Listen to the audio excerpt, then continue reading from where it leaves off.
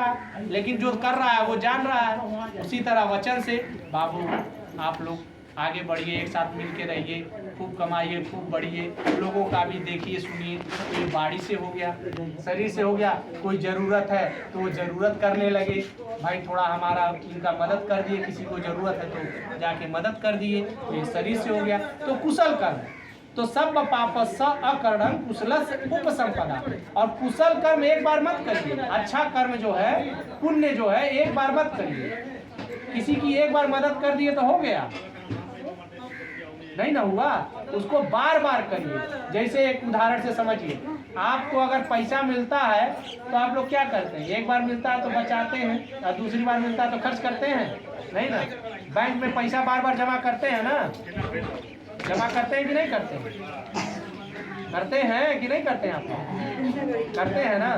तो पैसा जो बार बार आप जमा करते हैं वो कब काम आता है? मुसीबत में, किसी इमरजेंसी में काम आता है ना।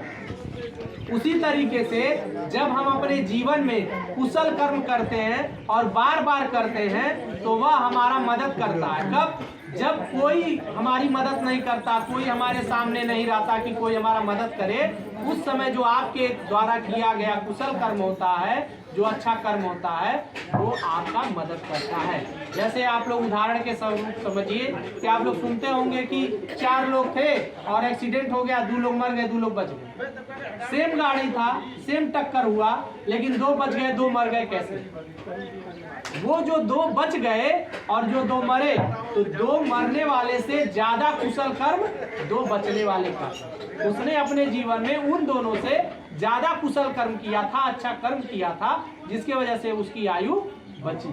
ठीक? अचानक नहीं कोई चीज होता है, सब चीज कर्म से होता है। तो पाप कर्म आपको नीचे ले जाता है और पुण्य कर्म मतलब अच्छा कर्म, कुशल कर्म आपको ऊपर ले जाता है। ठीक? तो सब पापस अकर्णम कुशलस उपसंपदा सचित्त प्रयोदपन, अपने चित्त को, अपने मन को इसी में लगाए रखें कि हम ज्यादा से ज्यादा कुशल कर्म करें, ज्यादा से ज्यादा अच्छा काम करें, लोगों की मदद करें, लोगों के कल्याण में आए काम करें। हमारे द्वारा कोई ऐसा काम ना हो जिससे किसी को दुख पहुंचे, पीड़ा पहुंचे। ठीक? अपने मन को इसमें लगाएं और शुद्ध करें, बुराई को समाप्त करने में लगाएं। यही धर्म है। दूसरा धर्म क्या है कि कैसे हम सुख शांति का जीवन जिए, जिससे हम भी सुखी रहें और दूसरे लोग भी सुखी रहें। अगर हम ये चीज नहीं जी रहे हैं तो हम धर्म का जीवन नहीं जी रहे हैं, हम पाखंड कर रहे हैं, हम ढोंग कर रहे हैं, हम कर्मकांड कर रहे हैं, अगर ये नहीं कर रहे। ठीक? तो उसके बाद तीसरा कहा संघं शरणं गच्छामि, संघ की शरण जाता हूं। तो संघ क्या? जो भगवान बुद्ध के समय में जो संघ होते थे, भिक्षु संघ होता था, उस संघ की शरण जाते हैं, क्योंकि उन्होंने अपना जीवन अपने को विमुक्ति मार्ग पर लगाया है, लोगों के कल्याण के लिए, अपने कल्याण के लिए लगाया है। तो संघ की शरण जाता हूँ, द्वितीयम्पि दूसरी बार, तृतीयम्पि तीसरी बार। फिर हम लोगों ने कहा पंचशील लिया। भगवान बुद्ध ने कहा कि इस दुनिया में जो भी है चारों तरफ क्या है? दुखी है। भगवान बुद्ध ने जब खोजा, ज्ञान खोजा, तो उन्होंने देखा कि इस दुनिया में क्या है? दुख है। जो इस धरती पर पैदा हो गया, जो पैदा हो गया, जो आया है, वो दुख रहेगा, दुखी रहेगा। ऐसा नहीं है कि उसके अंदर सुख आएगा। सुख आने का मालिक वो है, कैसे बदलेगा वो देखिए। तो उन्होंने कहा कि दुख है तो दुख का कोई ना कोई कारण है, कोई कारण ना होगा दुखी होगा, या तो बीमार है तो दुखी है, या तो किसी बात का दुख है, तो कोई ना कोई कारण होगा जिसके वजह से वह दुखी है। अब दुखी का है और दुखी का कारण भी है, तो उसका निवारण भी होगा, रास्ता भी होगा। और उस रास्ते का मार्ग जो है 8 रास्ता आर्य अष्टांगिक मार्ग है। 8 रास्ता भगवान बुद्ध ने खोजा।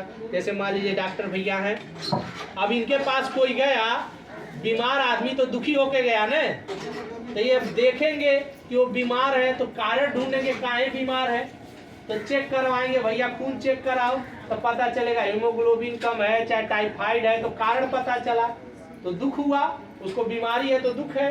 और जब डॉक्टर के पास गया तो कारण पता चला। अब डॉक्टर कारण पता करके उसको क्या करता है? निवारण करता है, उसका दवा देता है कि टाइफाइड है या हीमोग्लोबिन कम है, खून कम है, ये खाओ, ये रास्ता बताता है। तो उसी तरह भगवान बुद्ध ने रास्ता बताया कि मनुष्य जीवन में जो दुख है, अगर वह मनुष्य मानो अगर 5 सीलों को पालन करता है, 5 नियमों नैतिक धर्मों को पालन करता है, तो उसके जीवन से दुख कम होगा, दुख दूर होगा। देखिए कैसे। पहला उन्होंने बताया कि पाणातिपाता वेरमणि सिक्खापदं समादयामि, अर्थात किसी भी प्राणी को, किसी भी जीव को, किसी भी जंतु को जिसमें जात है, उसको अगर हम अकारण या बेवजह परेशान करते हैं या हत्या करते हैं या मारते हैं तो क्या होता है? हमको कष्ट होगा कि उसको कष्ट होगा कि दोनों को होगा? बताइए। केवल उसी को होगा। और आप मार के खुश हो जाएंगे? आपको भी तो कष्ट होगा, कष्ट दोनों को होगा। फर्क बस ये है कि आप अगर हत्या कर रहे हैं तो आपको कम होगा, उसको ज्यादा होगा, दोनों को। तो प्राणी हिंसा करने से बचे। किसी भी प्राणी को, आप मान लीजिए यहाँ बैठे हैं, कोई आके मार दे 2 थप्पड़, तो खुश होंगे आप या हम? कोई नहीं होगा। और हम राह चलते चल रहे हैं, बकरी को मार रहे हैं, गैया को मार रहे हैं, कुत्ते को मार रहे हैं, कुछ हमारा नहीं किया है लेकिन उसको मार रहे हैं ना। तो हम क्या कर रहे हैं? दुख पैदा कर रहे हैं। कभी मिलेगा कुत्ता काट लेगा, कभी मिलेगी गैया मार देगी, होगा कि नहीं होगा? तो किसी भी प्राणी को, किसी भी जीव जंतु को हमें परेशान नहीं करना चाहिए, अकारण, बिना कारण के, या उसकी हत्या नहीं करनी चाहिए, उससे बचना चाहिए। ऐसी शिक्षा ग्रहण करते हैं, ऐसा हम ग्रहण करते हैं। दूसरा आप देखते हैं कि अदिन्ना दाना वेरमणि सिक्खापदं समादयामि। अदिन्न दाना मतलब बिना दिया हुआ चीज हम नहीं लेंगे, अर्थात चोरी नहीं करेंगे, ऐसी शिक्षा ग्रहण करते हैं। अब इस समय चल रहा है, लोगों के घरों में क्या होगा? कोई कोहड़ा लगाया होगा, कोई भतुआ लगाया होगा, कोई लौकी लगाया होगा, और कोई बिना पूछे जो है ललच रहा होगा, इनका कोहड़ा बहुत अच्छा है, इनका लौकी बहुत अच्छा फरा है, और जाके चुरा लिया रात में। अच्छा, रात में जब चुरा लिया तो उसका मन क्या होगा? अंदर डरा हुआ होगा कि नहीं होगा? कि पता ना चल जाए। और जिसका चोरी हुआ उसको दुखी हुआ।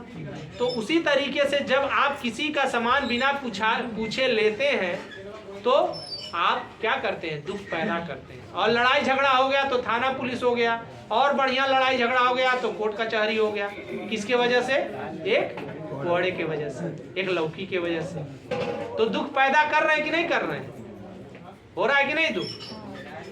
और उसी कोहड़े को या उसी लौकी को आप जाके प्यार से मांग लें, ए भैया, ए दीदी, ए भौजी, ए चाची, ए माई, कोहड़वा हमके तनिया मौखी हो तू, तो देगी कि नहीं देगा? देगा। प्रेम से मांगेंगे तो जरूर मिलेगा। ठीक। तो अगर हम किसी का सामान बिना पूछे लेते हैं तो हम चोरी करते हैं, और चोरी करने का मतलब जिस तरीके से उसको दुख होगा, हमारा भी सामान गायब होगा तो दुख होगा। तीसरा सील क्या है कि कामेषु मिच्छाचारा वेरमणि सिक्खापदं समादयामि, अर्थात हम काम वासना से, पराये पुरुष, पराये स्त्री से गलत संबंध नहीं रखेंगे। अपने पत्नी, अपने पति से ही जो है हम अपना संबंध रखेंगे, ऐसी शिक्षा ग्रहण करते हैं। उसके बाद 5वां सील, चौथा सील जो है वो है मूसावादा वेरमणि सिक्खापदं समादयामि, अर्थात झूठ, चुगली, कड़वी, निंदा, बुराई की बात नहीं करेंगे। जैसे आपको कोई झूठ बोलता है तो पसंद नहीं है, आपकी कोई है तो आप भी किसी की करते हैं चुगली या निंदा, बुराई, ये अच्छा नहीं लगता है, तो दुख पैदा कर रहे हैं कि नहीं पैदा कर रहे हैं? पता चलता है तो लड़ाई झगड़ा होता है कि नहीं होता?